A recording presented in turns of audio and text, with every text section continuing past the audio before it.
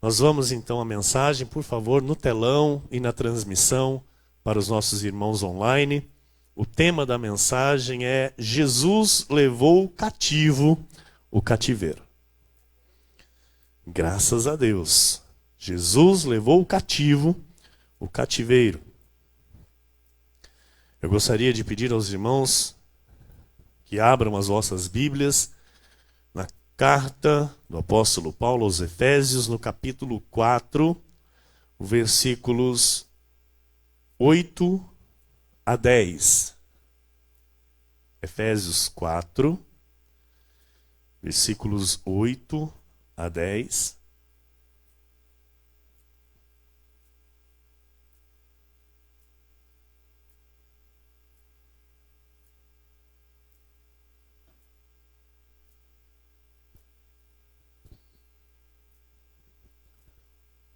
Glória a Deus. Diz assim a palavra do nosso Senhor. Por isso diz: quando ele subiu às alturas, levou cativo o cativeiro e concedeu dons aos homens. Ora, que quer dizer subiu, senão que também havia descido até as regiões inferiores da terra? Aquele que desceu é também o mesmo que subiu acima de todos os céus para encher todas as coisas. Vamos orar ao nosso Deus.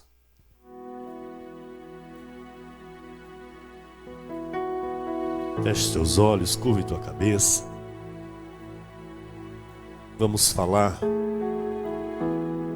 com aquele que nos ouve.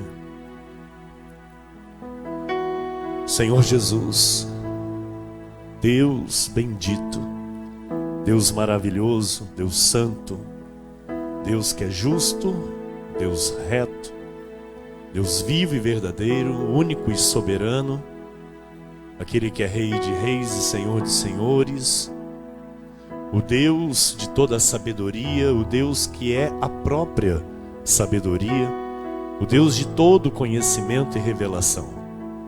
A Ti, Senhor, nós Te damos honras, glórias e louvores.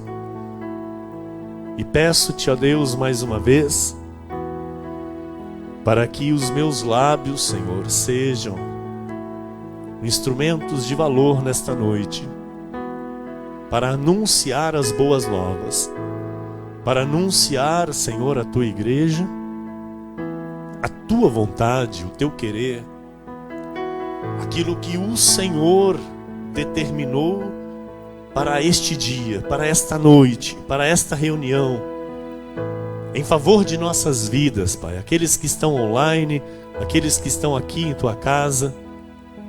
Tu tens um plano, Jesus. Tu tens um plano, e é um plano perfeito. E eu oro para que este plano se manifeste por completo na vida dos Teus filhos, na vida da Tua igreja, Senhor. Que haja crescimento, que haja maturidade, que haja o despertar, que haja o aperfeiçoamento. Que venhamos, Senhor, em tudo, viver a plenitude de Deus.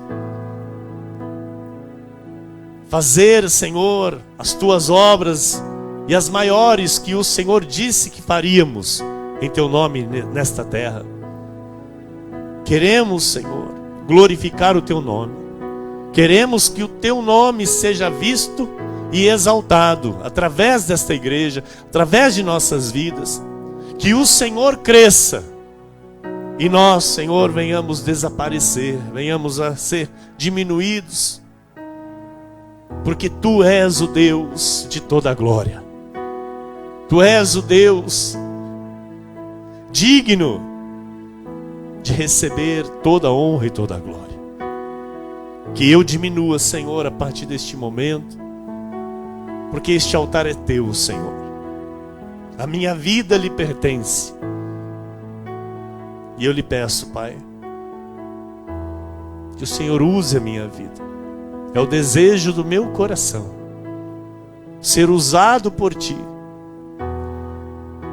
para falar em Teu nome, Senhor, com poder e com autoridade.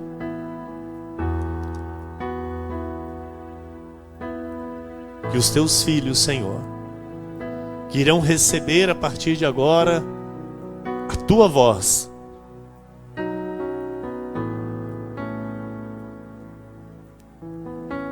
recebam, Senhor,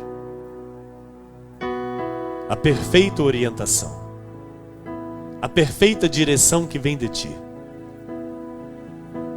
Pois em Ti, Senhor, não há dúvidas. Em Ti, Senhor, não há confusão. Em Ti, Senhor, tudo é perfeito. É claro, é nítido. Revela, Senhor.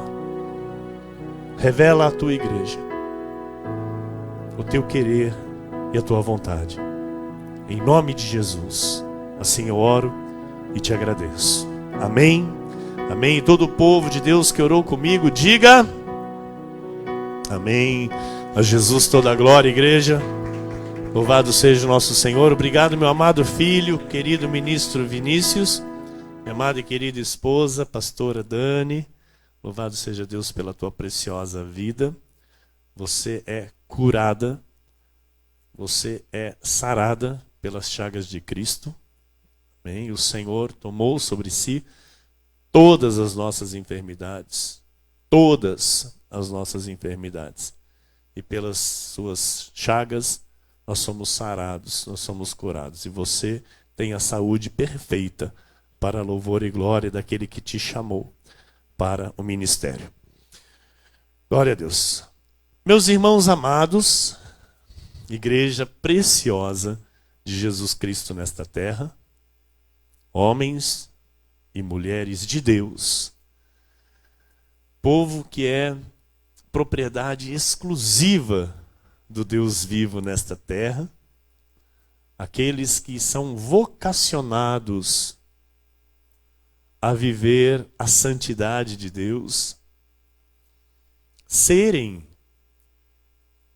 a imagem e semelhança do próprio Senhor Jesus nesta terra, homens e mulheres que foram selados com o Espírito Santo da promessa, que tiveram os olhos do coração iluminados pelo Espírito Santo para compreender, para entenderem o seu chamamento, a sua santa vocação, conhecerem os mistérios que estavam ocultos desde tempos eternos, aqueles que têm os seus nomes inscritos no livro da vida, de onde ninguém pode tirar nem apagar, aqueles que são conhecidos de Deus antes da fundação do mundo e que hoje fazem parte da eclésia, são a igreja de Jesus nesta terra, formam o corpo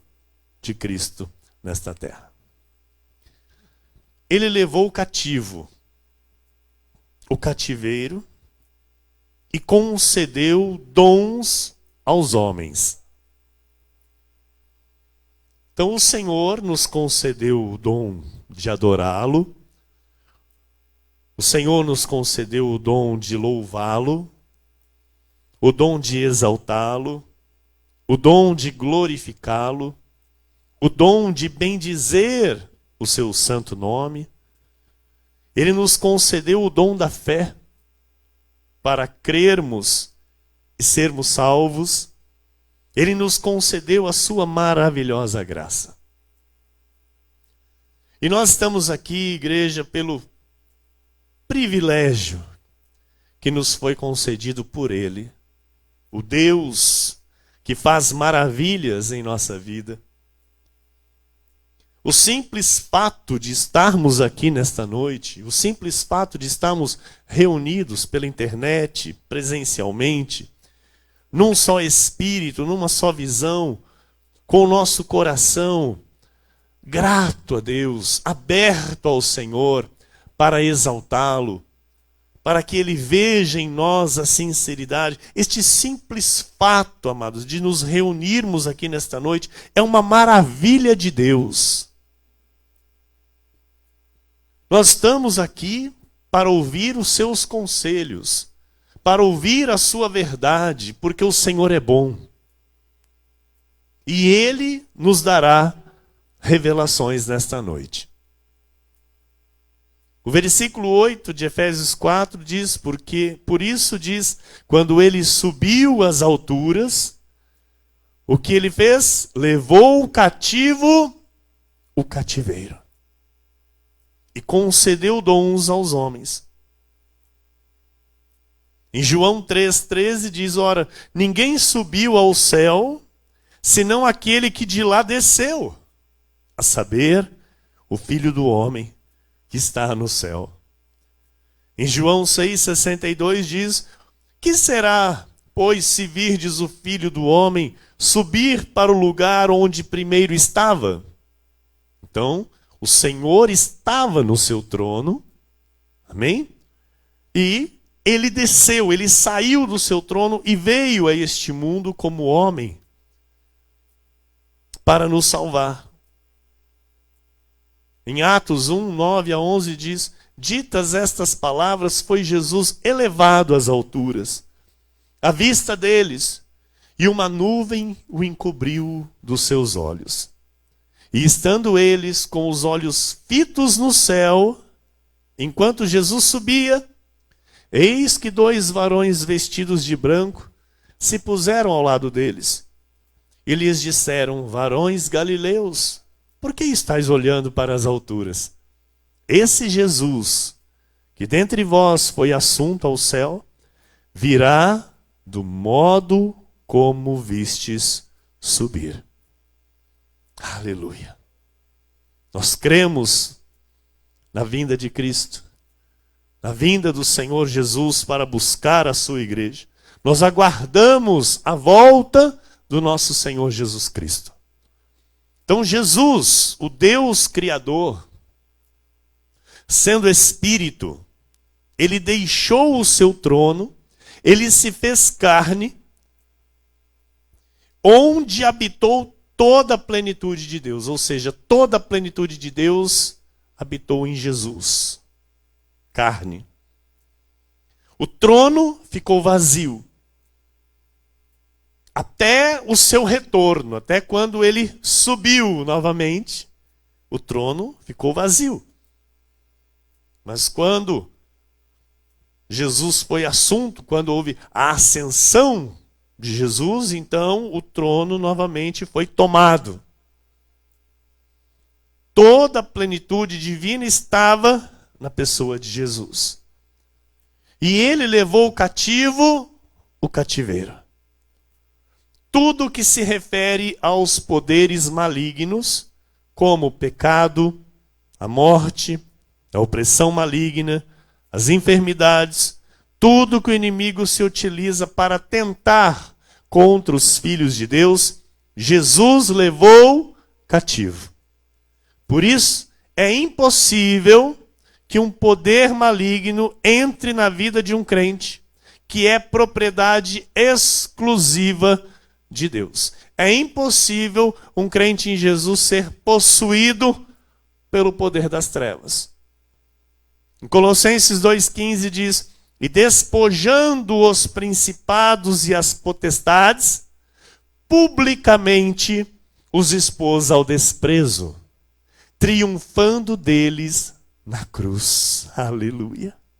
Atos 2, 33 a 36, exaltado, pois, à destra de Deus, no seu pleno poder, na sua plena autoridade de Deus, tendo recebido do Pai a promessa do Espírito Santo, derramou isto que vedes e ouvis. Porque Davi não subiu aos céus, mas ele mesmo declara, disse o Senhor ao meu Senhor, assenta-te à minha direita, até que eu ponha os teus inimigos por estrado dos teus pés. Esteja absolutamente certo, pois toda a casa de Israel, de que a este Jesus que vós crucificastes, Deus o fez Senhor e Cristo. Antes de Jesus, nós vivíamos cativos em cativeiros, aprisionados, éramos escravos do inimigo. Mas uma vez em Cristo, nós temos a certeza e a convicção da impossibilidade de sermos cativos novamente. É impossível. É algo absolutamente impossível sermos novamente cativos com algum tipo de cativeiro na nossa vida. Por quê? Ele levou cativo o cativeiro. Em 1 de Pedro 3, versículos 18 a 20 diz: pois também Cristo morreu uma única vez pelos pecados, o justo pelos injustos, para conduzir-vos a Deus, morto sim na carne, mas vivificado no Espírito. No qual também foi e pregou aos espíritos em prisão. Olha aqui. O Senhor, na cruz, quando ele entrega ali o seu espírito, quando ele diz está consumado, amados, a Bíblia revela que ele desceu ao inferno. E lá ele pregou aos espíritos em prisão. Ou seja, havia no inferno muitas ovelhas de Jesus, as quais foram libertas, foram salvas, por ouvirem a pregação e crerem no seu nome, receberem Jesus como seu Senhor e seu Salvador. Por isso a Bíblia diz que todo aquele que confessar com seus lábios, no seu coração, crer que Jesus é o Senhor, será salvo. Então, lá no inferno havia ovelhas que necessitavam também da salvação. E Jesus foi lá para pregar e libertar. Aleluia. Nenhuma ovelha se perdeu, nenhuma se perderá. Amém? Olha lá, no qual também foi e pregou aos espíritos em prisão, os quais noutro tempo foram desobedientes. Olha lá, ovelhas que viveram em desobediência. Quando a longanimidade de Deus aguardava nos dias de Noé, enquanto se preparava a arca, na qual poucos, a saber, 8 pessoas, foram salvos através da água. Então, Noé e a sua família foi advertida, não é? Noé creu, realizou a construção da arca, entrou com a sua família. Quando ele disse, olha, Deus vai mandar chuva, zombaram dele, não acreditaram nele, e ele continuou firme no seu propósito. E foram salvos, não é? Porém, quando todos ali foram mortos pela água, muitos eram ovelhas, mas estavam em desobediência, e por isso foram para o inferno. Estão entendendo? Amém? Porém, o Senhor, quando ele,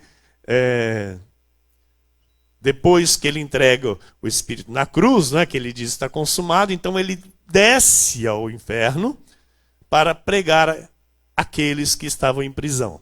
1 de Pedro, capítulo 4, versículo 6 diz: pois para este fim foi o evangelho pregado também a mortos, para que mesmo julgados na carne segundo os homens, vivam no Espírito segundo Deus. Aleluia, que coisa linda, igreja, isso é maravilhoso. O poder da salvação é eficaz, é completo, é maravilhoso.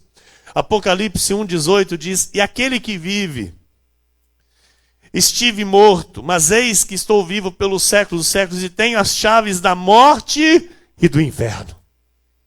Efésios 4,10, aquele que desceu é também o mesmo que subiu acima de todos os céus para encher todas as coisas.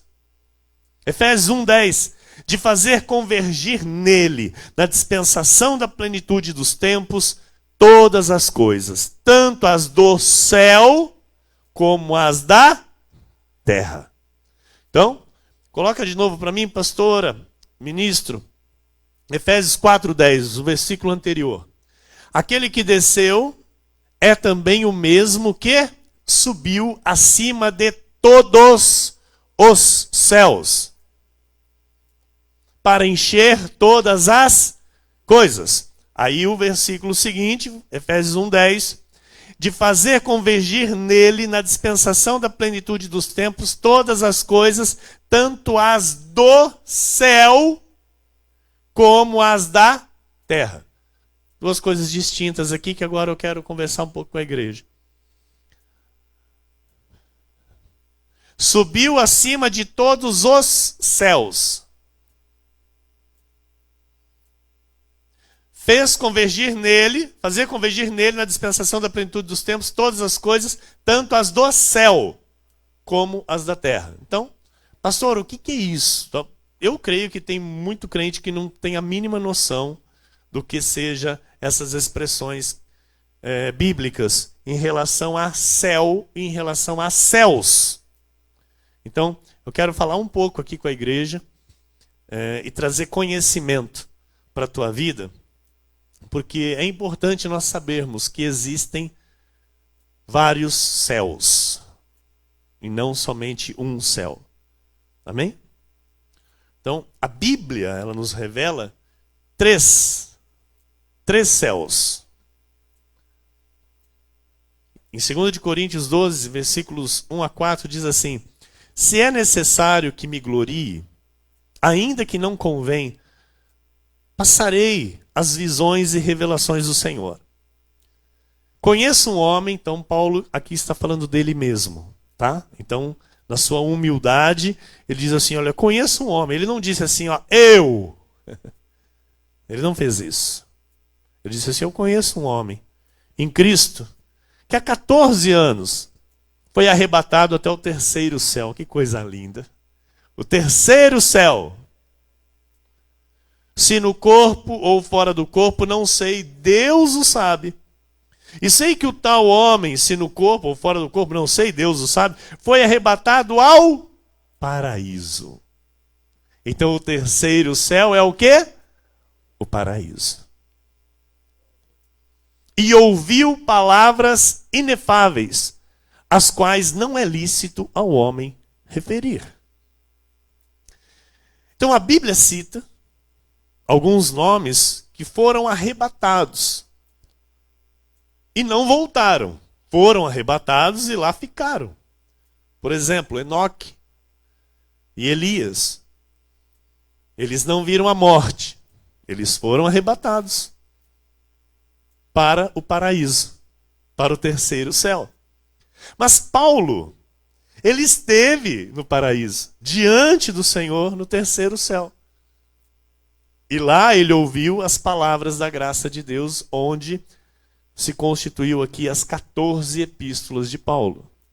Estas palavras ele ouviu no terceiro céu, no paraíso, da boca do próprio justo. Então, com isso nós entendemos que existem mais 2 céus. Por quê? Porque o terceiro céu é o limite, é o paraíso. É onde está o trono de Deus, é onde o homem não alcança. É onde o homem não tem o controle. Estão entendendo? Porque Deus já sabia, né, que o homem ia tentar tudo, né? O homem quer ir para a Lua, o homem quer ir para Marte. Ele falou, então, eu sei que o homem como é que vai ser, então eu vou estabelecer o meu trono num lugar onde é inacessível. Então é neste lugar que está o trono de Deus. O terceiro céu, o paraíso, onde o homem não tem controle, não tem acesso, não pode chegar. Somente por Cristo Jesus. Glória a Deus. A nossa passagem de ida já está pronta. Aleluia! Glória a Deus, igreja! Você se alegra com isso? Aleluia! Oh, glória! Então, existem mais 2 céus. O primeiro céu, chamado de atmosfera. Então, do chão, do ponto zero, até onde há ar, onde você consegue respirar. É o primeiro céu. A partir do momento em que o ar termina, e aí então já não existe mais a gravidade, é o segundo céu. Em Efésios 1:3 diz assim: Bendito Deus e Pai de nosso Senhor Jesus Cristo, que nos tem abençoado com toda sorte de bênção espiritual nas regiões celestiais em Cristo. Então, tem muita gente que tem dúvida em relação a essas regiões celestiais em Cristo. Pastor, onde se encontram essas regiões celestiais em Cristo? Amados, essas regiões celestiais em Cristo é onde está a igreja. É no primeiro céu. É onde eu e você estamos. Então nós estamos numa região celeste. Nós estamos numa região celestial. E é aqui que o Senhor ordena a sua bênção. Bendito Deus e Pai de nosso Senhor Jesus Cristo, que nos tem abençoado com toda a sorte de bênção espiritual nas regiões celestiais em Cristo Jesus. É aqui. É na igreja. Está no primeiro céu. Em 2 de Crônicas 6:18 diz: Mas de fato, habitaria Deus com os homens na terra? Eis que os céus, e até o céu dos céus, aleluia. Lembra lá em Efésios 1:10? Coloca de novo lá, pastora. Ministro. Efésios 1:10. De fazer convergir nele, na dispensação da plenitude dos tempos, todas as coisas, tanto as do céu, paraíso, como as da terra. E aí voltamos para a 2 de Crônicas. Mas de fato habitaria Deus com os homens na terra? Eis que os céus e até o céu dos céus não te podem conter. Quanto menos esta casa que eu edifiquei. Então nós estamos nas regiões celestiais. Diga, eu estou nas regiões celestiais. Confesse isso de novo. Eu estou nas regiões celestiais. Amém. Glória a Deus. Em 1 de Timóteo capítulo 6, versículo 16 diz assim: O único que possui imortalidade, que habita em luz inacessível, a quem homem algum jamais viu, nem é capaz de ver, a ele honra e poder eterno. Amém. O homem pode ir até a lua, colocar lá uma bandeirinha lá. Pode ir até Marte, ver se pode ser habitado, ou se tem algum ser vivo lá. Mas não pode alcançar o céu dos céus. Não pode alcançar o terceiro céu. Então, o primeiro céu é a atmosfera, são as regiões celestiais, onde está a igreja do Senhor. O segundo céu é a estratosfera, onde não há ar, onde não há gravidade. É chamado pelos cientistas de espaço sideral. E o terceiro céu é onde o homem não tem acesso, não tem controle. Se chama o paraíso, o lugar onde se encontra o trono de Deus. O céu dos céus. Amém? Em João 14, versículo 2 diz: Na casa de meu pai há muitas moradas. Se assim não fora, eu vou-lo teria dito, pois vou preparar-vos lugar. Em Efésios 2, versículo 6 diz: E juntamente com ele nos ressuscitou e nos fez assentar nos lugares celestiais em Cristo Jesus. Amém, isso mesmo. E juntamente com ele nos ressuscitou e nos fez assentar nos lugares celestiais em Cristo Jesus. Então nós estamos nas regiões celestiais, nós estamos assentados nos lugares celestiais em Cristo Jesus. Amém? Então, isso é tremendo. Em 2 de Pedro 1,4 diz: pelas quais nos têm sido doadas as suas preciosas e muito grandes promessas, para que por elas vos torneis coparticipantes da natureza divina, livrando-vos da corrupção das paixões que há no mundo. Olha, amado, para que você foi chamado? Olha para que você foi chamado. Para fazer parte, amado. Para receber as muito grandes promessas. E que por elas você se torne coparticipante da natureza divina. vivendo a santidade de Deus, vivendo no Espírito, deixando a imundície da carne, as paixões que há no mundo. Então nós estamos aqui, ouça e entenda isso, porque nós fomos convertidos a Cristo. Nós tivemos os nossos olhos iluminados para ver. Nós éramos cegos e hoje nós podemos ver. Nós entendemos que há muitas pessoas dentro da obra de Deus que ainda estão cegas, não são convertidas de fato e por isso vivem cativas em cativeiros. Eu quero ler um texto com a igreja e depois nós vamos falar sobre isso. Em João 9, do 13 ao 35. Eu vou ler um pouco rápido aqui, porque o relógio não para. A igreja acompanha comigo, por favor. Levaram, pois, aos fariseus o que dantes fora cego. E era sábado, o dia em que Jesus fez o lodo e lhe abriu os olhos. Então os fariseus, por sua vez, lhe perguntaram como chegar a ver. Ao que lhes respondeu: aplicou lodo aos meus olhos, lavei-me e estou vendo. Por isso, alguns dos fariseus diziam: esse homem não é de Deus, porque não guarda o sábado. Diziam outros: como pode um homem pecador fazer tamanhos sinais? E houve dissensão entre eles. De novo perguntaram ao cego: que dizes tu a respeito dele? Visto que te abriu os olhos, que é profeta, respondeu ele.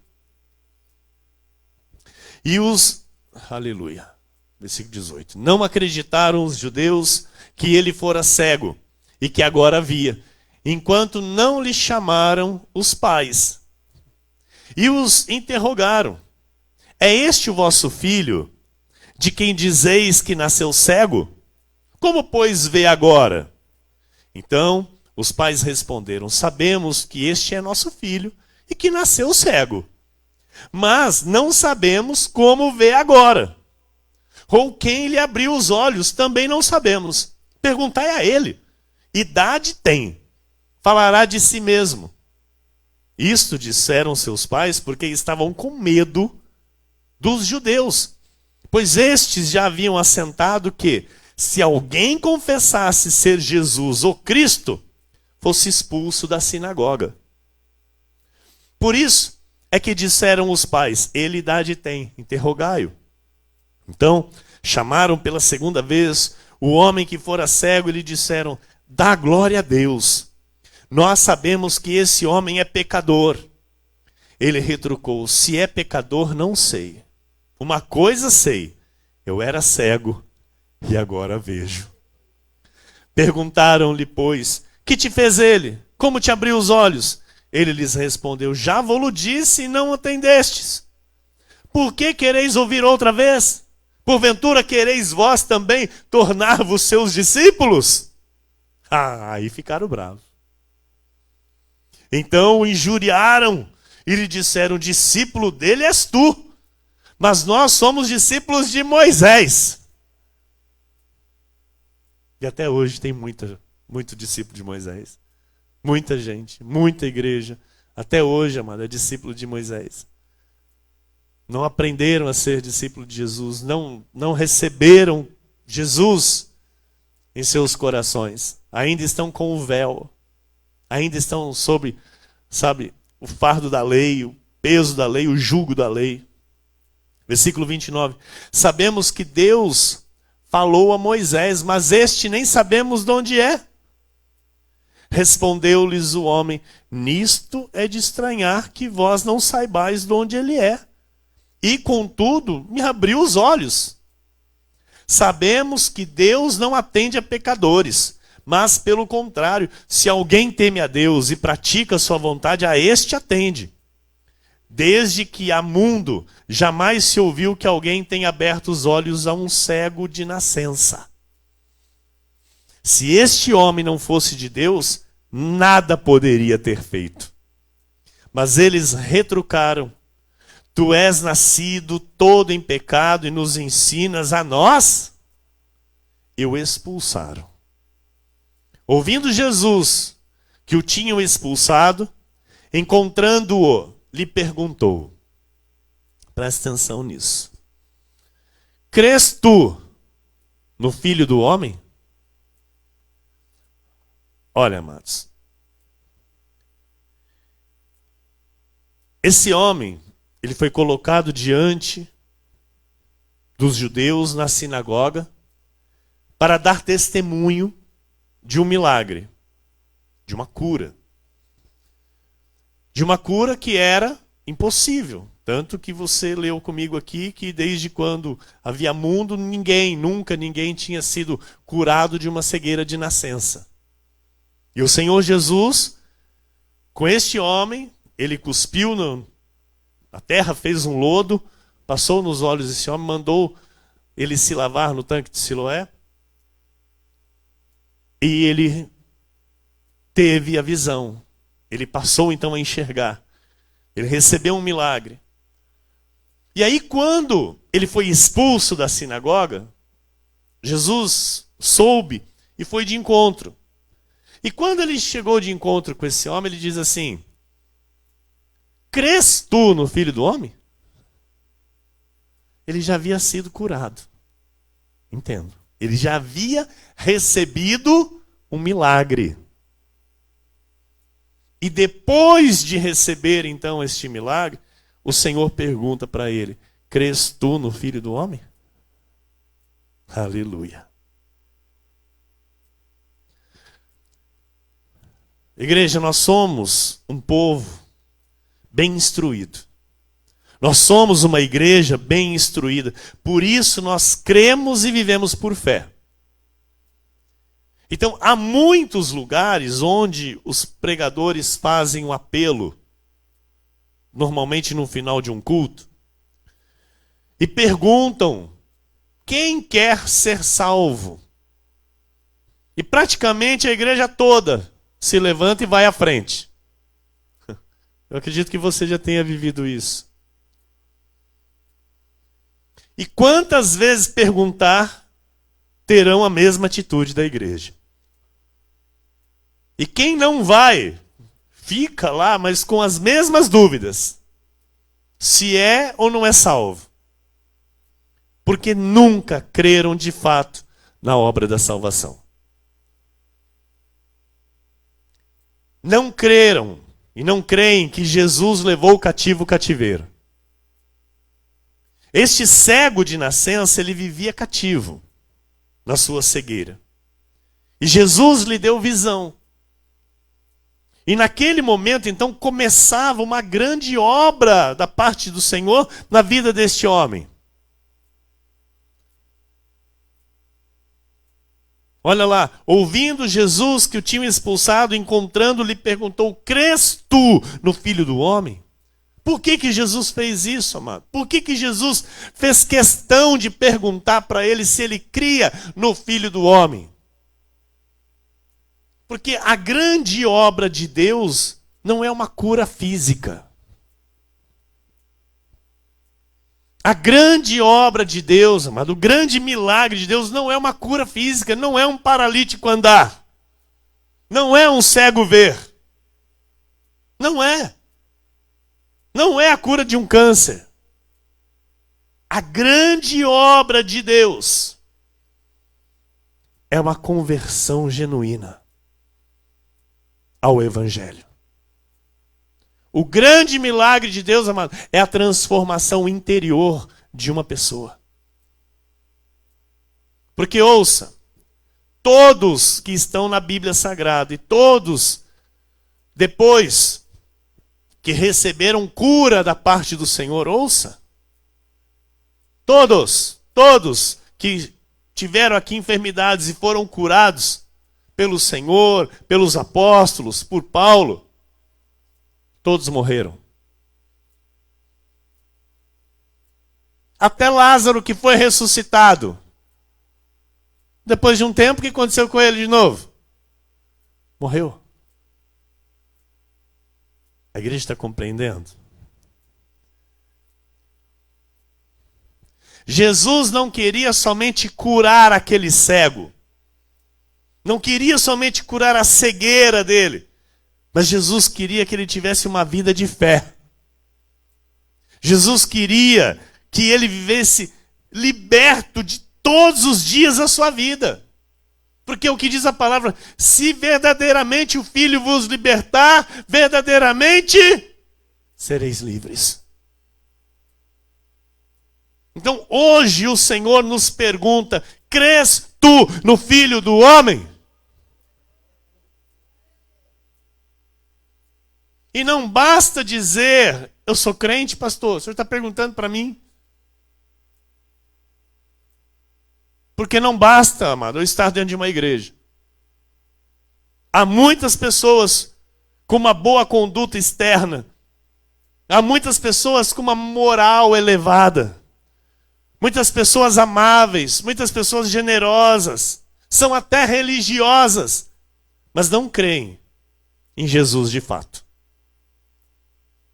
Então, esse homem que era cego, ele não conhecia Jesus.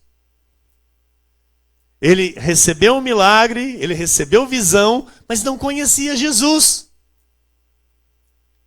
João 9, 25, diz assim, ele retrucou, se é pecador, não sei, olha lá, ele não conhecia Jesus.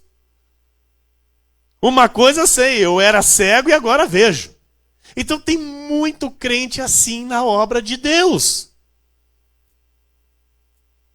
Não conhece Jesus de fato.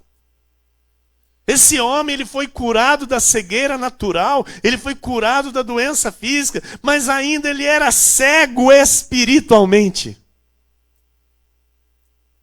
E Jesus queria lhe fazer ver. Jesus queria, amado, lhe dar a visão completa, a visão da alma.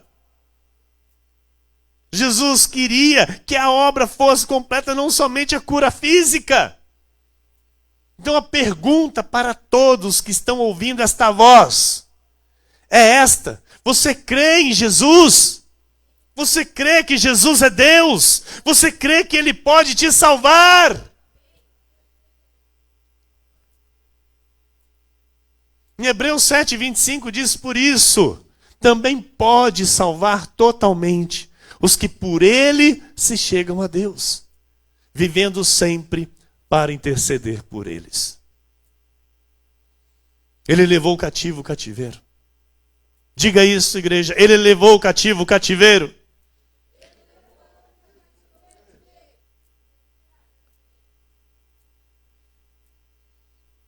A maioria dos crentes vivem cativos.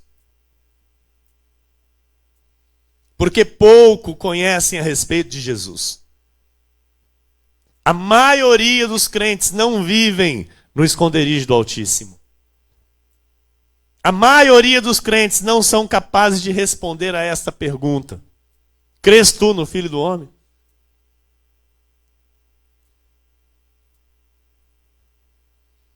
Se esta pergunta, mano, porque assim, pastor, mas por que o senhor está fazendo isso, falando? Amado, se esta pergunta não fosse importante, Jesus não faria para aquele homem.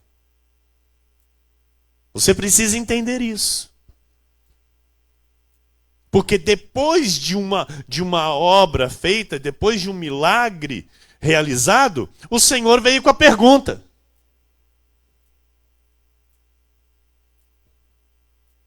Então é muito triste viver fora do favor de Deus. E o Senhor não queria que aquele homem continuasse vivendo fora do favor de Deus. Entenda isso, porque quando cego fisicamente, ele vivia cativo. Ele vivia num cativeiro horrível, de nascença. E a Bíblia diz que ele já era um homem. Não era uma criança, não era um jovem, era um homem. Então por muito tempo ele foi cativo. E quando o Senhor então se encontra com ele, o Senhor o liberta daquele cativeiro. Porém, o Senhor não queria que ele tornasse a viver em cativeiro. A igreja está entendendo? Então, todos que têm um encontro com o Senhor, amados, o Senhor quer que estes vivam de fato libertos de todo cativeiro. Porque é muito triste um crente em Jesus, confessar ser cristão, confessar ser crente e viver totalmente fora do favor de Deus. Um crente viver cativo, sem descanso em sua alma, infeliz, e ainda faz outras pessoas infelizes. Por quê? Porque não tem paz, não tem esperança, não tem segurança, vivem em cativeiros. Em 2 Timóteo 1,12 diz: e por isso estou sofrendo estas coisas, todavia não me envergonho, porque sei em quem tenho crido. E estou certo de que Ele é poderoso para guardar o meu depósito até aquele dia. Igreja, eu sei em quem eu tenho crido. Como eu digo sempre, um crente em Jesus regenerado, ele não vive mais como o velho homem. Um crente em Jesus de fato, que está em Cristo, ele não é mais escravo do inimigo. Ele é livre de todo o poder das trevas. Ele tem o poder, ele recebeu a autoridade de Deus para pisar em serpentes e escorpiões. Ele não depende mais de álcool. Ele não depende mais de tabaco. Ele não depende mais de drogas. Se ele roubava, ele não rouba mais. Se ele mentia, ele não mente mais. Se ele adulterava, ele não adultera mais.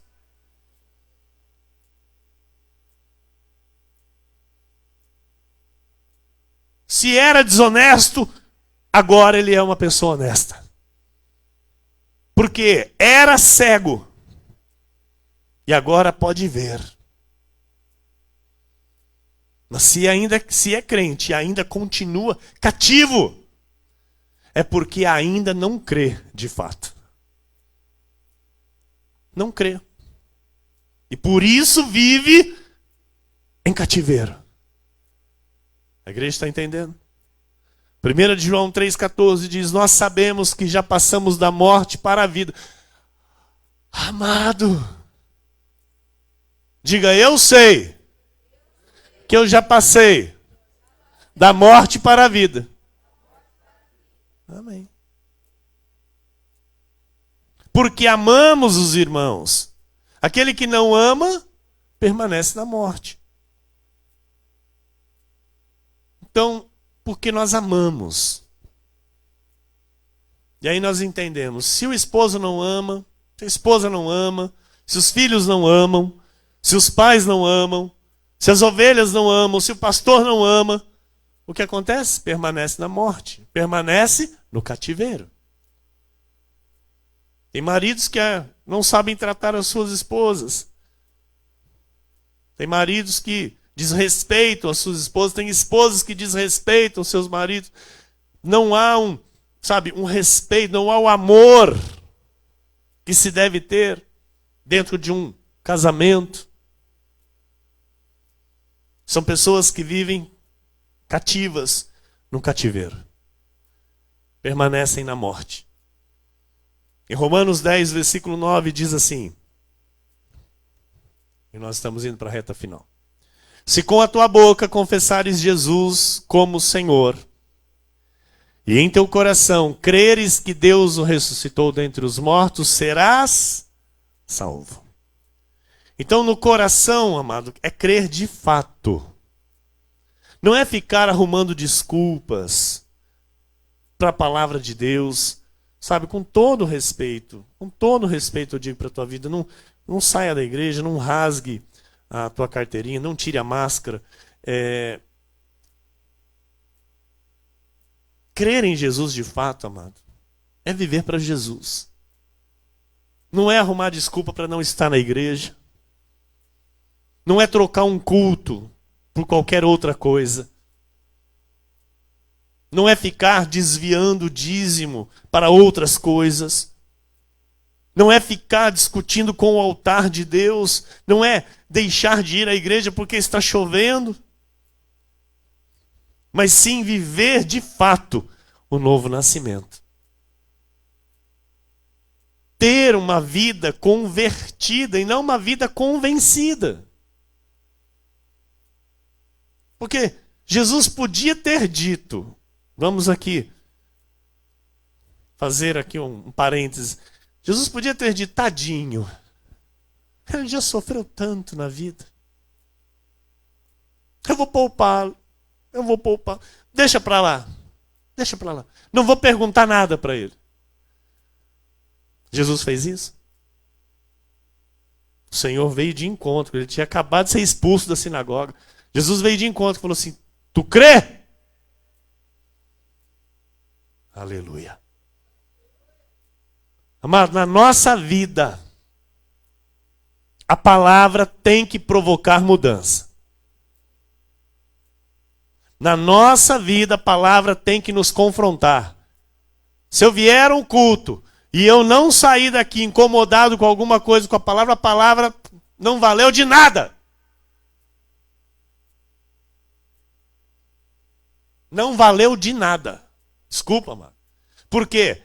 Sempre terá algo na nossa vida que Deus sabe que precisa ser arrumado. E por onde Deus arruma? Por esse altar. Corta primeiro para o meu lado, depois corta para a tua. Se o Senhor disse, eu vim trazer espada, o que nós vamos esperar? A espada. Porque a espada corta. A espada separa. Jesus queria ver a obra completa naquele ex-cego. Jesus queria o quê? O coração dele. Era isso que Jesus queria. Então nós, amados, não estamos aqui para brincar de sermos crentes. Nós estamos aqui para vivermos totalmente para Jesus. Crendo de fato que Ele é Deus. Pastor, mas eu já vivo assim. Glória a Deus. Permaneça firme cada vez mais nesta conduta. Por quê? Porque o inimigo não brinca de ser inimigo. O diabo não brinca de ser diabo. E nós estamos aqui, amado, para vivermos livres de todo o cativeiro. Entenda isso. Ele levou cativo o cativeiro. Então, na minha vida não pode ter cativeiro. Eu não posso viver cativo de alguma situação. Se eu ainda sou cativo de alguma situação, eu não estou crendo no Filho do Homem.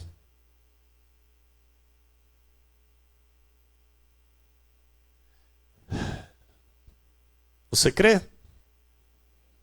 Crê? Mesmo? Amém. Diga, ele levou cativo o cativeiro. Diga, eu sou livre para a glória de Deus. Não sou mais cego. Agora eu posso ver. O meu coração é de Jesus. Eu sou dele. E ele é meu. Que assim seja. Porque assim disse o Senhor nessa noite.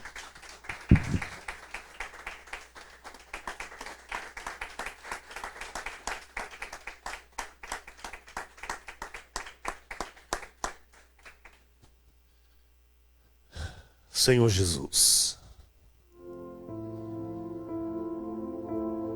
Deus maravilhoso,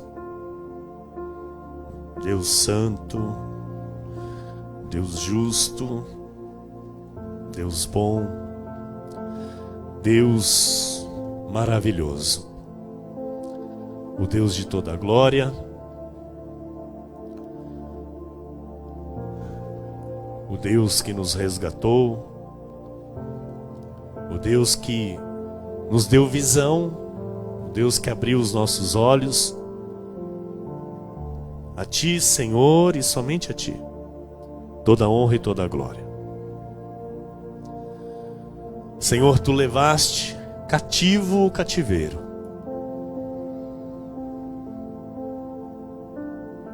Tudo foi consumado.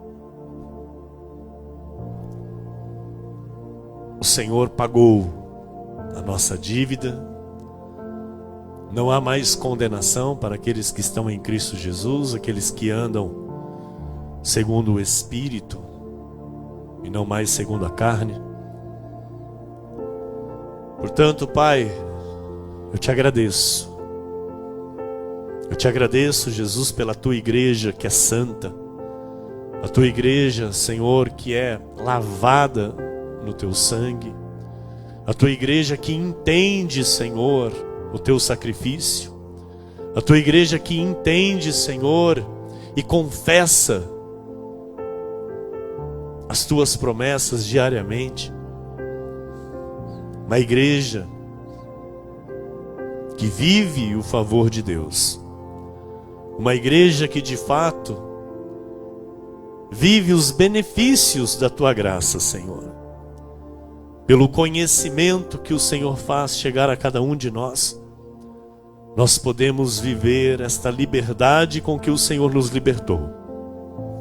Podemos desfrutar desta maravilhosa graça que nos alcançou. Firmes e constantes, firmes e inabaláveis, somos a tua igreja nesta terra, Senhor. As tuas testemunhas, aqueles que o Senhor chamou para reinar em vida por meio de ti. Por isso eu te agradeço, Pai, pelo compromisso das tuas ovelhas. Te agradeço, Senhor, pela compreensão das tuas ovelhas, Senhor, pelo entendimento qual elas têm tido através deste altar, pelo teu Santo Espírito que convence todas as coisas. Obrigado, Deus, pela seriedade, pela honestidade. Obrigado, Senhor, por nos aperfeiçoar no teu caráter. Obrigado, Jesus, por nos aperfeiçoar na tua santidade. Eu te louvo e te agradeço, Pai, por cada família bendita que está plantada neste aprisco, por cada ovelha preciosa tua. Muito obrigado, Senhor. Graças eu te dou, no nome santo de Jesus, Pai. Te louvo e te agradeço por esta noite, por esta palavra, pelas tuas ovelhas, Senhor, que receberam a tua palavra, e pelos milagres que irão suceder por meio da tua palavra, em nome de Jesus. Amém? E todos que creem e recebem, digam amém.